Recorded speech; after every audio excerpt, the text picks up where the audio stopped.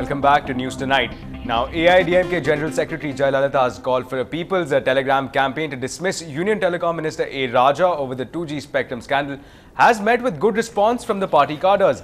A day after AIADMK's senior leaders such as D. Jayakumar and others sent hundreds of telegrams to the President of India seeking dismissal of A. Raja, many other wings of the AIADMK have joined the campaign.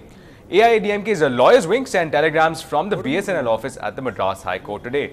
According to BSNL circles, Chennai's telegram offices have been busy with activity for the past 2 days thanks to the AIADMK cadres. இந்திய ஜனாதிபதி அவர்களுக்கு தந்திகளை அனுப்பும் பணியை நாங்கள் செய்து கொண்டிருக்கிறோம்.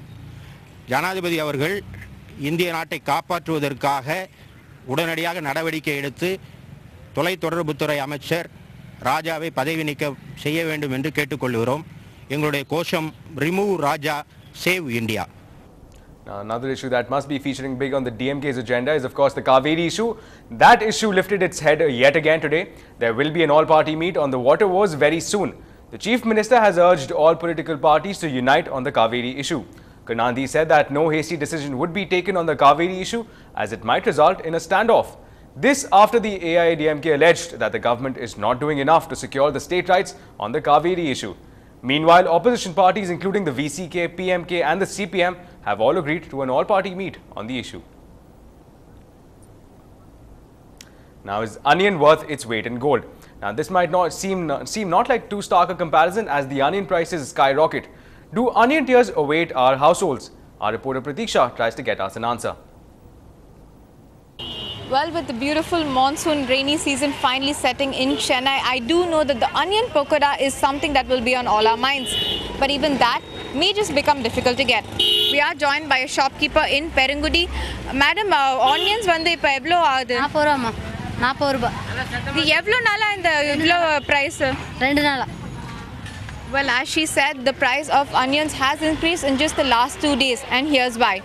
Karnataka is actually Tamil Nadu's main supply of onions, and since that state actually suffered a huge crop failure and with the monsoon setting in, Tamil Nadu as a state which was supposed to receive about 750 lorries of onions has just received 50 lorries this week.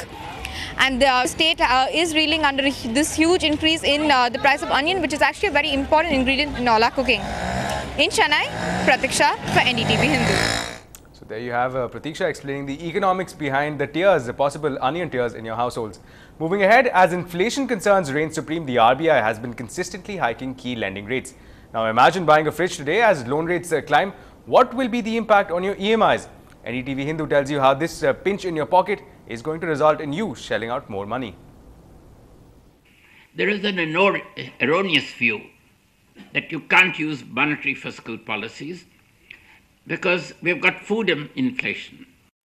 These words echo the sentiments behind the RBI's recent moves. With consistent hikes in the repo and the reverse repo rates, the pressure is now mounting on banks to transfer the cost of borrowing to the customer. RBI recently, the guidelines has been, they have taken a measurable, reasonable of hardly 25 basis increase in both the repo and reverse repo rate. However, the fast increase in the interest rate itself has given a slightly upward movement interest rate. Some of the leading banks have already hiked their base rates for loans with the tightening of the monetary policy. In fact, senior bank officials have conceded that any hikes beyond current levels will have an immediate and direct impact on loan rates. But economists believe that it is important for the RBI to cut liquidity. If the consequent increase in liquidity is large, and my view is that it is going to be very large and unmanageable, you'll have to undertake a combination of measures. So you'll have to increase this cash reserve ratio, open market operations, and issue stabilization bonds. The silver lining perhaps is that the RBI's move to tighten monetary policy will also push up your bank deposit rates. In Chennai, this is Ashmit Kumar for NDTV Hindu. Moving on to some sports action, the opening ceremony for the 16th Asian Games is currently underway in Guangzhou, and it's quite a spectacle. Now, for the first time ever, the opening has been taking place outside the stadium. It is being held on an island along the River Pearl, and Pearl River rather. And in keeping with its location, the main theme is water. The ceremony is expected to last 2.5 hours. The 609-strong Indian contingent will be led by flag bearer Gagan Narang.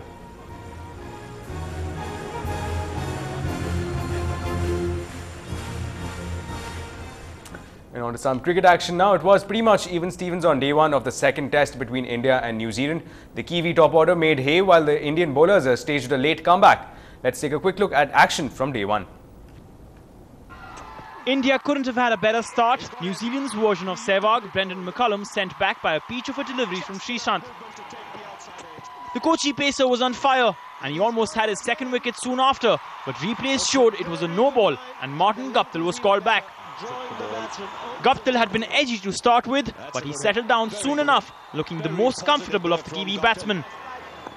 With opener Tim McIntosh fighting for runs at the other end, one of the live comments on cricinfo.com read, "This is a bit of a shock. Two New Zealand batsmen in the top three getting runs?" This by far was the shot of the day, Guptill powering the Kiwis past 150. Guptill was all set for a century, but Pragyan Ojha trapped him just in time on 85 to help India heave a huge sigh of relief.